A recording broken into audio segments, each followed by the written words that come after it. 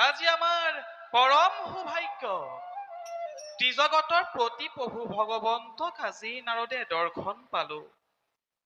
হেই কমললোচন, হেই ত্ৰিজগতৰ প্ৰতি, এই নেহকি নাৰদৰ শতসহস্ৰ কোটি প্ৰণিপাত কৰিব গ্ৰহণ। আহক দেৱৰ্ষি, আমি মনে মনে আপোনাৰ কথাই চিন্তা কৰি আছি। নাৰায়ণ। কওকচোন দেৱৰ্ষি, আপোনাৰ আগমনৰ উদ্দেশ্য? নাৰায়ণ নাৰায়ণ নাৰায়ণ।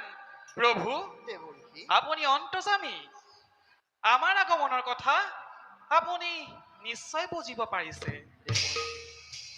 তথাপিও প্ৰভু কব মন গৈছে। কওক দেৱৰ্ষি।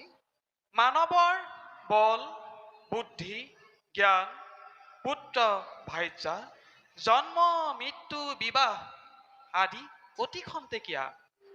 সেইবাবে কৃষ্ণক সকলোৱে হৃদয়ত স্থান দিব লাগে। তেৰাৰ কৃপা নহলে খন্তেকতেই তিলোকত ঘূৰমানি খাই বিৰাজ কৰিব প্ৰভু। দেৱৰ্ষি, আপুনি কি ক'ব বিচাৰিছে আমি ভালদৰে বুজিব পৰা নাই।